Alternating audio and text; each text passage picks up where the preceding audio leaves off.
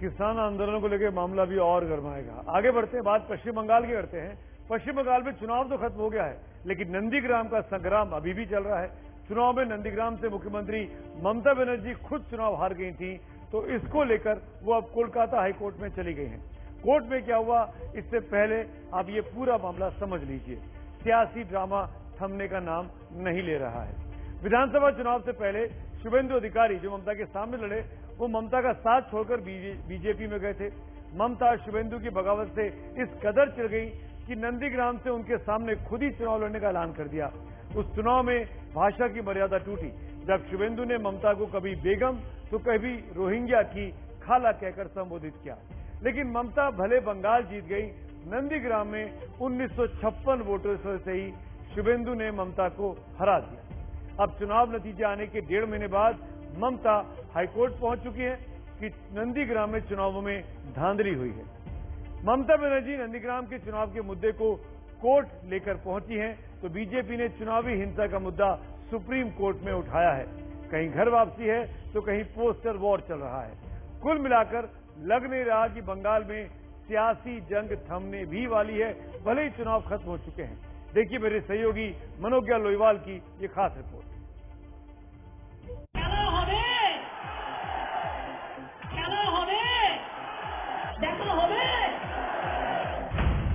अब खेला चुनावी मैदान से उठकर कोर्ट तक पहुंच गया है। अभी जो चल रहा है वो सर्कस का पार्ट 1 था इलेक्शन के पहले, अभी सेकेंड हाफ चल रहा है सर्कस पार्ट 2 इलेक्शन के बाद। टीएमसी नेता कुणाल घोष की टिप्पणी सिर्फ बंगाल बीजेपी पर नहीं बल्कि पश्चिम बंगाल की राजनीति पर भी ठीक बैठती है। सीएम बनने के बाद भी ममता बनर्जी ने नंदीग्राम की हार को स्वीकारा नहीं है और इसीलिए नंदीग्राम के संग्राम को कलकत्ता हाईकोर्ट में ले गई हैं। नंदीग्राम में हार का सामना करने के बाद मुख्यमंत्री ममता बनर्जी ने कलकत्ता हाईकोर्ट का दरवाजा खटखटाया था, लेकिन अब तृणमूल कांग्रेस ने हाईकोर्ट में जज के किरदार पर ही सवाल उठा दिए हैं। सवाल ये उठाया गया है कि उनकी तस्वीरें बीजेपी नेताओं के साथ थी, ऐसे में न्याय कैसे मिलेगा। टीएमसी ने कौशिक चंदा पर बीजेपी प्रेमी होने का आरोप लगाया है। We have total respect towards our judiciary and this judge also. But the Nandigram case, this case is being heard before learned judge Kaushik Chanda, and we have seen some pictures that he was attending a legal cell meeting of Bharatiya Janata Party where Dilip Ghosh was delivering his speech. TMC ने जज कौशिक चंदा की तस्वीरें भी जारी की हैं, जिसमें वो मंच पर दिख रहे हैं। इन तस्वीरों से जज की निष्पक्षता पर सवाल उठाया जा रहा है। टीएमसी सांसद डेरेक ओब्रायन ने ट्वीट कर दावा किया कि वकील रहते हुए कौशिक चंदा कलकत्ता हाईकोर्ट में बीजेपी की ओर से पेश भी हुए थे।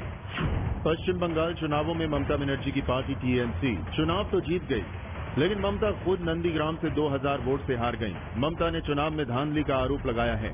वहीं बीजेपी अदालत में पश्चिम बंगाल चुनाव में हुई हिंसा का मुद्दा उठा रही है। ভালো কথা, যেতেই পারেন কোর্টে, যার পছন্দ হবে না। আমরাও যাচ্ছি অনেকগুলো বিষয় নিয়ে, কারণ অনেক জায়গায় এরকম গন্ডগোল হয়েছে, জোর করে বার করে দেওয়া হয়েছে আমাদের কাউন্টিং এজেন্টদেরকে। আমরা যাবো, উনিও ন্যায় চাইতে যেতেই পারেন, সবার অধিকার আছে, সে নিয়ে কিছু বলার নেই। কিন্তু উনি হেরেছেন এটা ঠিক, এবং অন্য জায়গায় দাঁড়াবেন সেটাও ঠিক করে নিয়েছেন। वहीं कोलकाता की दीवारों पर बीजेपी प्रभारी कैलाश विजयवर्गीय के गो बैक के पोस्टर भी लगे हैं। टीएमसी इसे बीजेपी में कलह बता रही है, तो बीजेपी का कहना है कि पोस्टर से उसकी पार्टी का कोई लेना देना ही नहीं है। विधायकों का मसला हो, सांसदों का मसला हो या गवर्नर, बंगाल में हर मोर्चे पर तनातनी है और ये तनातनी अब कोर्ट में भी नजर आ रही है। आने वाले दिनों में बंगाल में सियासी ड्रामा धीमे पड़ने का आसार नहीं है।